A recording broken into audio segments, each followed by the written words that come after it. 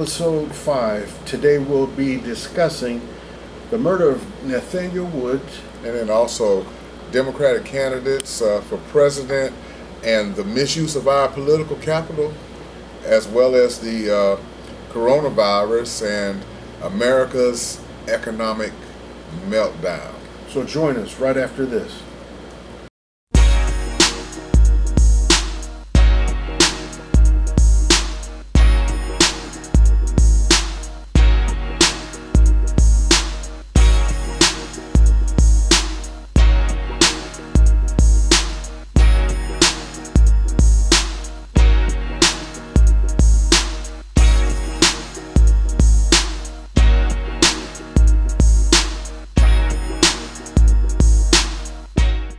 Just jumping right into it.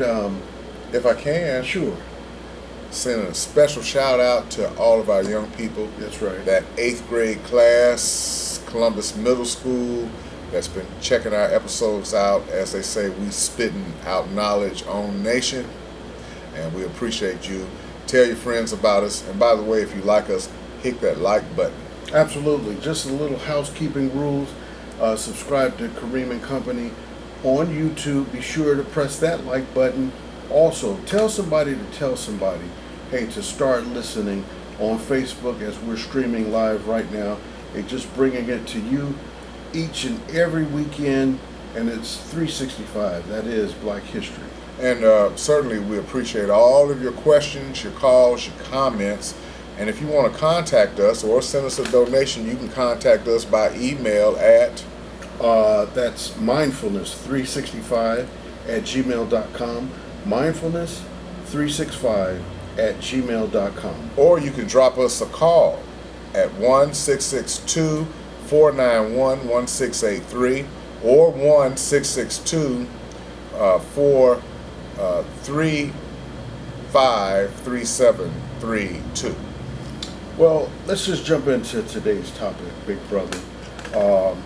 There's really, unless you've been under a rock, The murder of Nathaniel Woods. I say murder instead of an execution because I do believe it was a murder. That happened Thursday at about 9 p.m. Central Standard Time. Very sad and tragic. And just for those that don't know, Nathaniel Woods was implicated and charged in the murder of 3 Alabama police officers as they were attempting to serve a warrant. The gentleman that was with him actually did the murders, did the shootings. Nathaniel Woods had nothing to do with the shooting or the killing of the police officers. He was just there at the time. The guy confessed. He's still currently on death row. Yes. But they required an innocent man's blood as part of the vindication for the murders of these police officers, a murder that Nathaniel Woods did not commit. And to kind of give a backdrop, and we'll pick up this story, but to give a back narrative of what is really going on across the country, the death penalty was unconstitutional as of 1972. However, in 1976, capital punishment was reinstated, and since then, 167 former death row prisoners have been exonerated. However, on the flip side of that, there's been something like 2,656 people now on death row. That's right. So this is something to really look at as we now turn our attention to Brother Flowers, that's been tried 6 times for the same. Now that's right here in the state of Mississippi. That's right. Yeah. And then we have Brother Jerome Fleming, that he's been on death row for several years now, and they've got new DNA evidence, new evidence that that needs to be really looked at that they didn't have 20, 15, 25 years ago or so. And let me say this, if I may. Whether you're looking at us in another state, across this country or this nation, looking at us across the world in England or British Honduras or India, because we are on the World Wide Web. We're broadcasting live from Mississippi. Matter of fact, Columbus, Mississippi. We're Karriem and Company, speaking truth to power all across the world, across this nation, because Mississippi is the belly of the beast. It's a different kind of animal here. The dirty South is not called dirty just by haphazard chance. The dirty South is dirty. And today, to reiterate, we're talking about not only the murder or the execution of Nathaniel Woods, but as my brother also mentioned, was it Jerome Flowers? We're looking at Jerome Manning. Willie Fly Jerome Manning. Right. Yeah. And Mr. Flowers, I can't remember the town or the city where he's from. However, these are some issues that we really need to talk about, because reading what happened to Brother Nathaniel Woods, it appears that there is a law in the state of Alabama called the compliance law. And that has a very broad definition in terms break that down. Well, basically what it states is that in the commission of a murder, and you're in the house, you can be charged with that murder. But that's just to catch you up, as in many laws like Stand Your Ground and other laws to aid in the bed in the murder, particularly people of color. Right. And my question is, how is that law applied in terms of the actual commission of a crime? For example, how can the intention be proved in the court of law that my will was to inflict harm or death upon a person? And particularly in the Nathaniel Woods case, because they had the explicit purpose of serving a warrant anyway. Right. So they were coming to the house anyway. Absolutely. And, you know, But it was stated that he had nothing to do with pulling the trigger. There's been new evidence that's come up, and that's not been looked at. But let's just stick a pin there. What does that say for people of color? I came across some startling information. 47% of death row inmates are African American men. That's a lot. And we're only 14% of the population. Something's wrong with those numbers. well, you know, Ahmed, from the Scottsboro Boys, That's right. all the way up till now, it's still the same old song. That's right. And all around the world, still the same old song, still killing our people. But I must say that we have to realize that we are complicit in our own murder. Okay. We are victims of our own circumstance. All right. We are participating in our own inequality because we won't stand up, we won't unify together, we won't get involved. And, you know, that's a very good point, because I've been listening to the debate, the conversation in terms of this upcoming presidential contest, and I've not heard anything that speaks directly to the issues in terms of mass incarceration or the unnecessary deaths that's taking place. You know what? I'm glad we're on this right now for the few minutes that we have. My brothers and sisters, our vote is being misused. We're being pimped, hoodwinked. Our political capital is being wasted because we think that it's more important to be befriended by whoever's in power than actually getting the things that we need and some of the things that we want. And it's a shame that the price that we pay would be even a wicked ruler over us just for a few crumbs, 30 pieces of silver, if you will. Okay. So, and in the case of Bernie Sanders, even in the case of Joe Biden, but first Bernie Sanders, who's claiming that the African American vote is a franchise, establishment vote. Well, how can we be an establishment vote? It's noted that our votes are needed in order to elect anybody, but who's helping us improve our condition? Well, who's speaking that now? Yeah, no one. You know, what guarantees that we have on the back end after the election? And the truth of the matter is, we go out to the highest bidder. It's very, very important. And, you know, before we started the show, the podcast, young people, you got to be involved. That's right. Everywhere I'm going now, I don't see anything but older people. Mm-hmm. I don't see young people. Where are the young people? That age group 18 to 35 is missing just about out of every equation of social relevance, economic and political mobility, and we have to encourage one another to get involved. More than just playing basketball, more than just a sports activity, more than just a rap session, and more than just a studio event.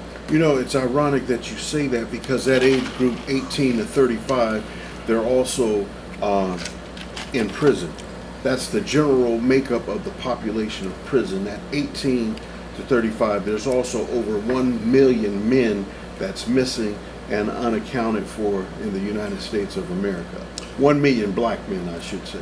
And just for our young people, just spitting out this knowledge for you and putting it in layman's terms, especially you old farm gals and guys out there, you know, in order to control a herd, one of the first things that you do is you castrate the animal.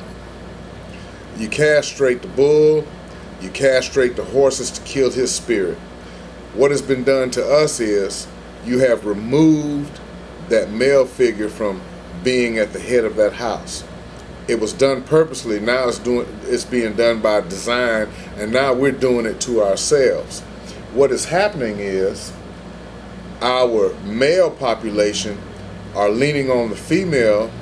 And listen, the question was asked, can a woman do a man's job and a woman's job at the same time? They're forced into it, but it's not natural, because what is happening is it makes the males feminine. Can I say this? Go ahead. They come up bitching and have this bitch assness type attitude, quote unquote, and then they become a hater of women. And see, because it's unnatural. See, a woman should want a man, and a man should want a woman. It should not be that, and that's not a homophobic statement. That's just how we're created to reproduce and multiply. But what happens is, if the man starts acting like his mother, and keeps acting like his mother, and don't act like a man, then there's no leadership in the family. So he wants what his mother wants. Wants what his mother wants. Want to act like his mother. Doesn't have respect. Don't have respect. Male role models. Don't have respect for male role models, and all this spills into the institutions of higher learning. It spills into all of the other social fabrics that we have in society. Just to key in on the fact, and then we have to move with our next topic. Yeah. Once again, 18 to 25, our men are missing. They're in the penitentiary.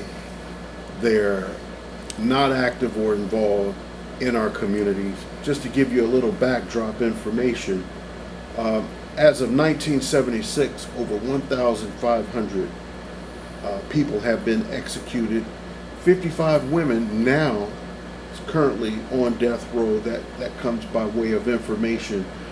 Since December 12, 2019, 55 women are now on death row. And there's been juveniles that are now adults that have been adjudicated to adults that are currently serving on death rows. And so what is this saying? I'm hoping that people will get a closer take a closer look in terms of how laws, how decisions can impact you, and you could very well end up in a situation like Brother Nathaniel Woods or Jerome Manning or Brother Curtis, and things are not favorable for you, and it's just that they've had the help of the Innocence Project to come forward. And on that note, I just want to stick a pin here. A plan of action. Yes. Okay, listen. Yes. And this is real simple. In us coming together and pulling ourselves together, pulling each other together. If you are a mother or a father I want you to do something real simple. If you got grown children and they're away from the house, or teenage children, or children in college, call your child. Just tell them you love them. Ask them how they doing. Just that simple. Might not seem like a whole lot, but it's a very, very powerful move. Very, very powerful move. This is the first initiated step that I would like the parents to take. Stay tuned for next week, because there's something that I want the children to do. Because we're going to have to bring ourselves together. That's right. We're going to have to come together as a unit and as a family. We all a family. We all are one nation. We're going to have to come together in order to implement some plans for us to get this work done. Right now, I'd like to pause for the cause. Yes. We want to thank our sponsors. Man, you know, we got to run it away, man. We got to pay these bills. Hey, look here. We got to show some love. Blewett Enterprise. Yes. Blewett Enterprise. Hey, talk to the brother today. Let him serve your paper or industrial needs. You can call his office, 327-7168. You want to put a 662 if you're dialing out of town. That number again is 327-7168. Hey, he'll take care of you. One more time, that number. 662-327-7168. That's William Blewett. Let him hear from you. Blewett Enterprises. Also, we have a very close friend who has a ministry and a vision for children. Mr. Roy Hicks. Yes, sir. Cans for Kids. Yes, we can. Yes. Yes, we can. And that came to him that we need to start doing something, not waiting until the day of graduation, but taking that small change and making something happen. And he's got a program up and running. And you can get in touch with him. 662-889-7372. 662-889-7372. That's Mr. Roy Hicks. Yes, we can for kids. Absolutely, and they'd love to hear from you. All right, and then also special shout outs to Miss Helen. Oh, man. Helen's Kitchen, That's the original home of the $5 lunch plate. Eating good in the hood. Did you know that there was no such thing as a $5 lunch plate until Miss Helen's came up with it? But you know what?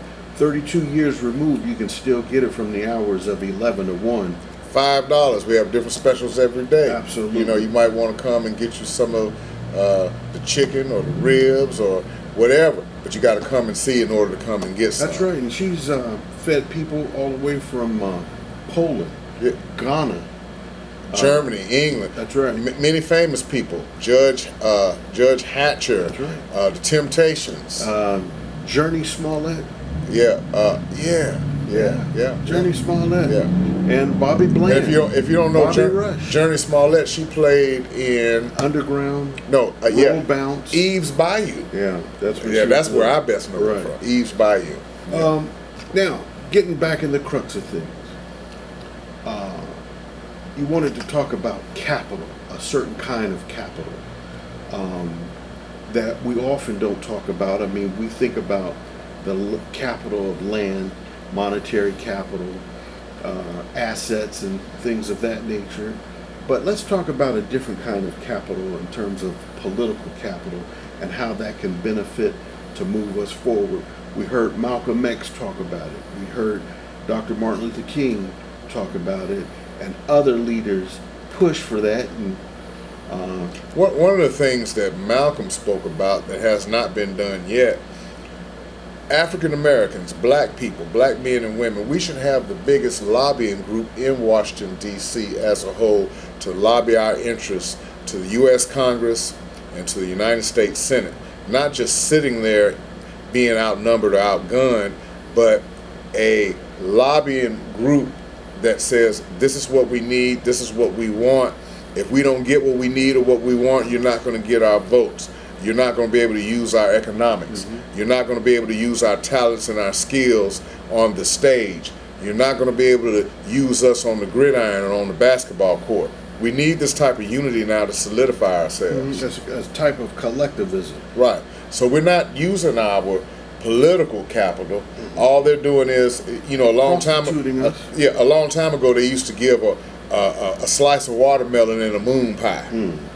and a drink of whiskey if you did that, and you could get their vote. You could vote for Boss Charlie or any one of them running that, and then it wasn't even a black candidate; it was a white candidate. You know that happened in Jackson, Mississippi.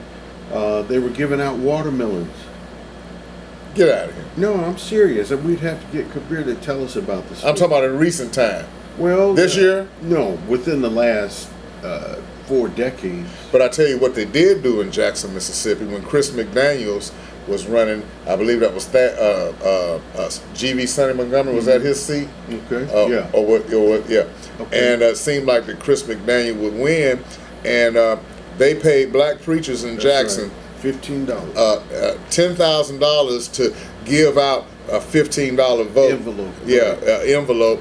And how we know? Because they missed one preacher. He got mad and he spilled the beans on everybody. Yeah, and he told it all. He told it all. With the time remaining that we have, How much time we got? We got 5 minutes. Then we got to shut it down. But with the time remaining, all is well aware of the coronavirus and the implications. There's a lot of things that are surrounding that because, you know, as we think, there was a West Nile virus.